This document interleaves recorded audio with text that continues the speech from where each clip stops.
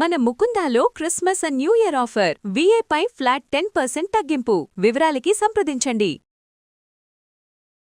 గురుగారు నమస్కారం గురుగారు. ఓం శ్రీ మహాగణాధిపతయే నమః. గురుగారు, మా ప్రజలంతా కూడా కొన్ని కష్టాల్ని దాటడానికి, మంచి వైపు వెళ్ళడానికి, వాళ్ళ ఇంట్లో అంతా కూడా శాంతి కావాలి అని, పీస్ఫుల్ గా ఉండాలని, ఎలాంటి ఇబ్బందులు ఉండకూడదని రకరకాల ప్రయత్నాలు చేస్తూ ఉంటాం గురుగారు. అందులో భాగంగానే శ్రీచక్రానికి కూడా ఎక్కువగా ప్రాధాన్యత ఇస్తూ ఉంటాం. మరి మీ మాటల్లో శ్రీచక్రం అంటే ఏంటి, ఎవరికి బెస్ట్ అని చెప్తారు, ఏమైనా ఉపయోగించవచ్చా, దాని గురించి ఒకసారి తెలుసుకుందాం గురు. తప్పకుండా అమ్మా.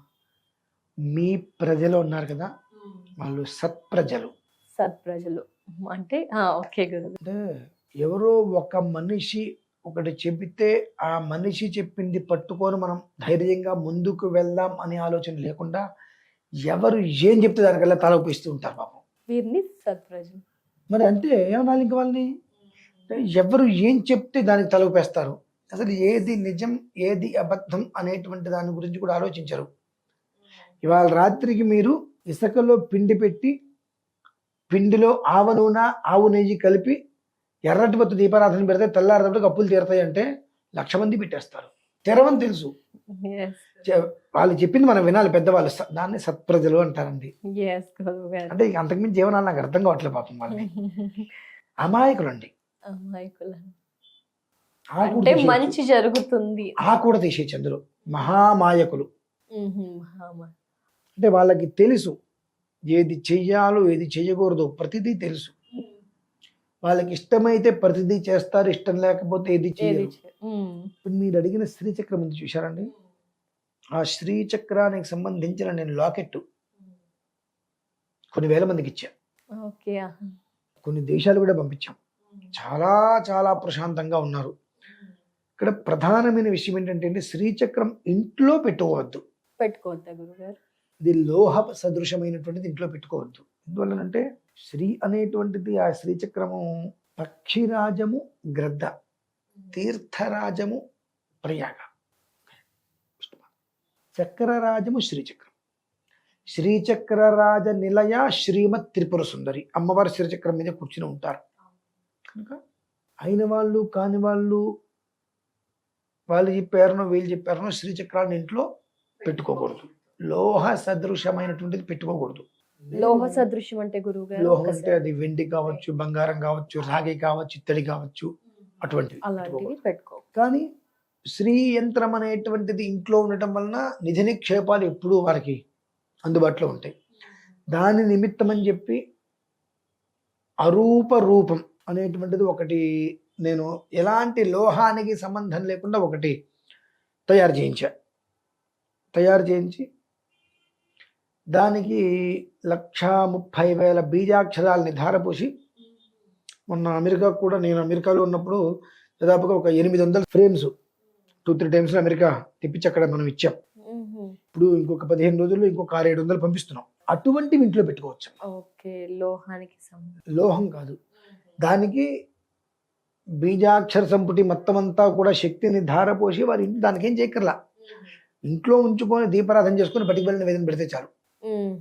అది ఇంటి మొత్తాన్ని కూడా ఒక వైబ్రేషన్ ఇచ్చి, ఏ వ్యాపారం అయితే చేస్తున్నారో, ఏ ఉద్యోగం అయితే చేస్తున్నారో అక్కడ మిమ్మల్ని ప్రొటెక్ట్ చేస్తుంది పూర్తిగా.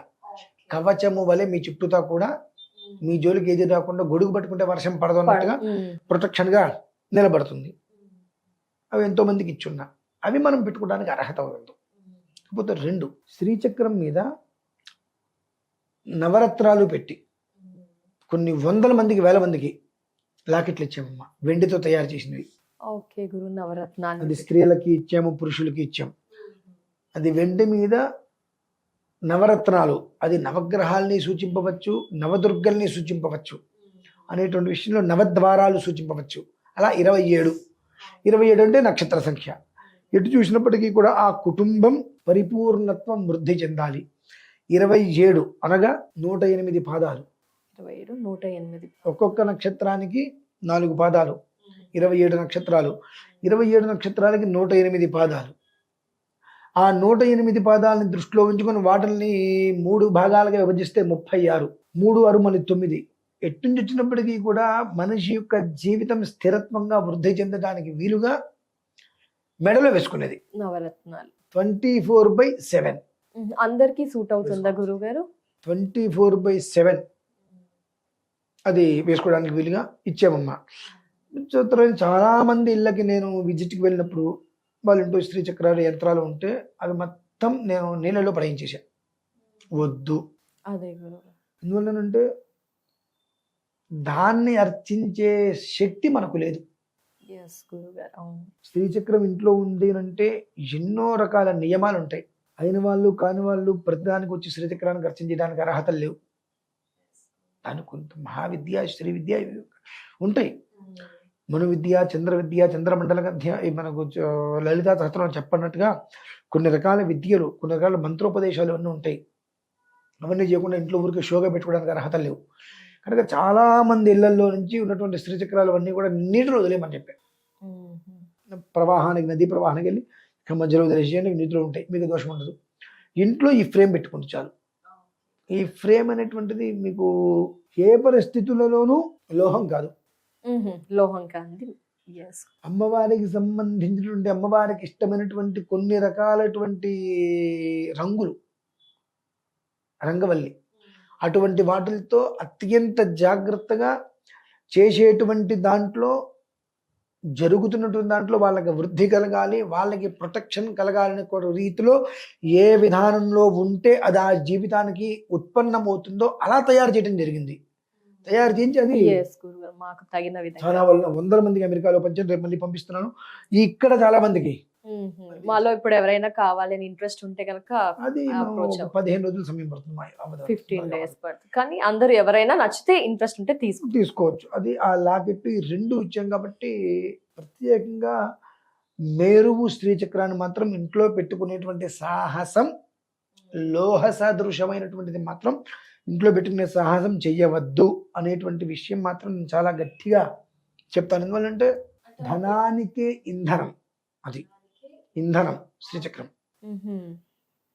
దాన్ని అనుసరించాల్సిన రీతిలో అనుసరించకపోతే మన జీవితం శరీరం మీద జలగవాలి, తనకు కావాల్సినంత ఎప్పటికప్పుడు రక్తాన్ని పీల్చేసుకుంటూ మనిషికి తెలియకుండా ఇలా ఉండేటువంటి మనిషి ఇలా అయిపోతుంటాడో, మనిషి యొక్క ఆర్థిక స్థితి కూడా ఎలా పడిపోతుంది, ఆరోగ్య స్థితి కూడా క్షీణిస్తుంది.